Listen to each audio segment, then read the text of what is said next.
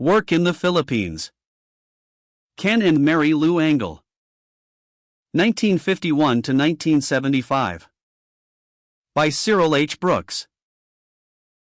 Just before our return to the Philippines in 1949, we learned of a young man studying at Moody Bible Institute who was interested in the work in the Philippines.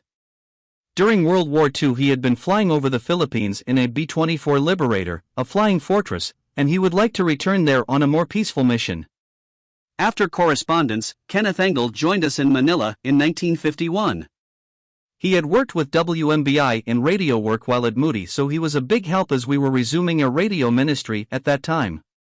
Later he was joined by his fiancée copyrightee, Mary Lou Leonard, and they were married in San Juan. For some years they helped in the assembly in Binangonan. Then in 1967 they moved to Baguio for health reasons.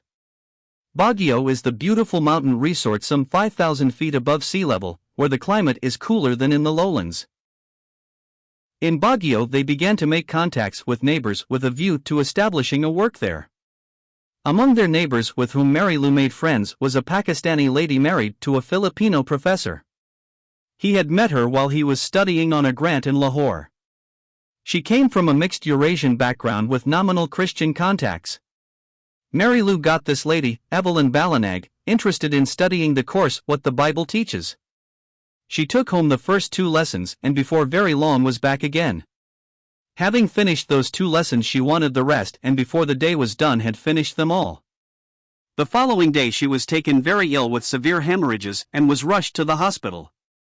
In her extreme weakness through loss of blood, she thought she was dying.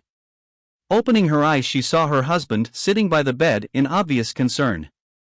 Then she had a terrible thought: if I had died, I would have gone to hell. Recalling what she had studied in the lessons, she accepted Christ as her Savior, even though still too weak to let anyone know what had transpired. As soon as she was able, she told her husband, and as she recovered began witnessing to others about her newfound Savior. She began memorizing scripture and encouraged her husband to join her in this. However, she was a bit annoyed that he, who was not yet a believer, could memorize more quickly than she, a believer. She lost interest in the paperback novels, which used to take so much of her time, but giving up smoking was harder. She once told her husband, "I could give you up, but not these cigarettes." But the time came, in answer to prayer, when she gave up smoking too. Her husband also trusted in Christ along with some of their friends. Many of these were Filipino servicemen connected with the Philippine Military Academy. One day some Mormon missionaries called on 2 of Evelyn's friends and tried to convince them of their beliefs. Evelyn didn't yet know enough of the Word to refute them, but she felt there was something wrong, so she got them to talk with Mary Lou, who was able to show them the truth. 4 of these people were baptized by Ken Engle in early 1970, and that was the beginning of the assembly there. While the Engles were on furlough from 1970 to 1972, we lived in Baguio and felt our ministry was particularly to strengthen these believers in their faith in Christ. For a while the believers met in a home. Then permission was obtained to use a Quonset hut, which served as a guardhouse at the entrance to the military reservation called Navy Base.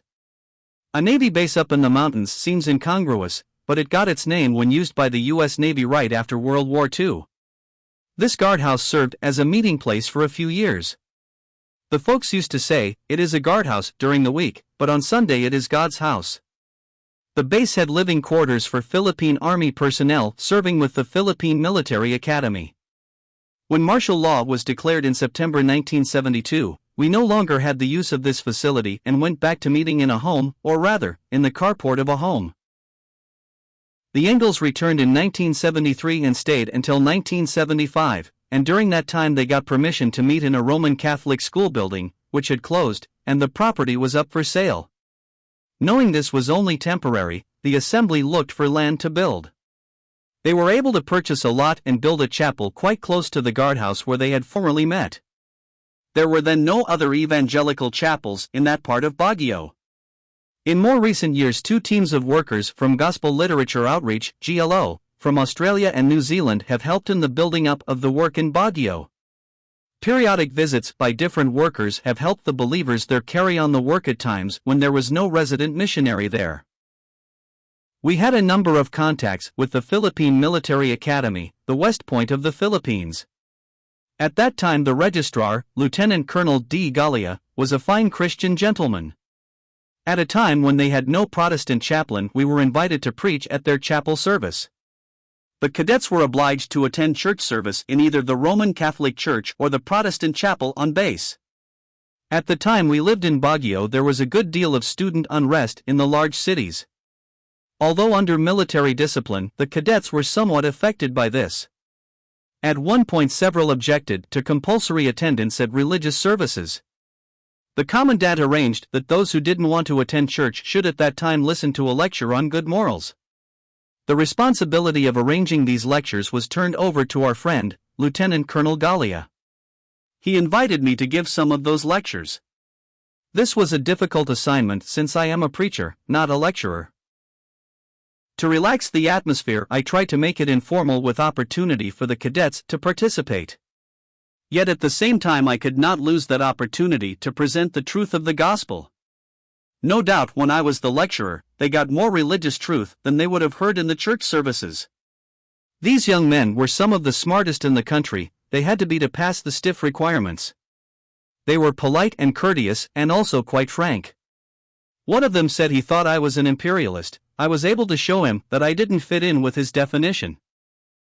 Beginning in 1968, Ken Engle was able to arrange for a Bible to be given to each graduate of the Philippine Military Academy. We were able to continue this until 1979 and were usually able to have this presentation included in the religious part of the graduation programs. The names of the graduates were printed in gold on the covers of the Bibles and a letter was enclosed. While the graduates usually expressed their thanks at the time, we never had any further word from any of them. It did afford us some opportunities to meet with some of the high military officials. However, in 1980, it was not possible for me to travel to Baguio to make needed arrangements.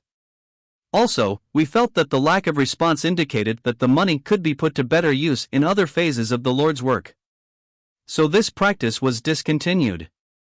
We have heard that another Christian organization is now donating Bibles.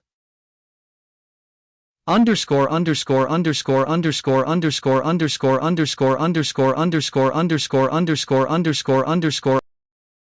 Postscript: following return from the Philippines in 1975, Ken and Mary Lou served as commended workers in Abilene, Kansas, continuing their earlier commendations by assemblies in Kansas and Illinois. Ken was active in assembly ministry, radio, and local chaplaincy work, and Mary Lou in music and hospitality.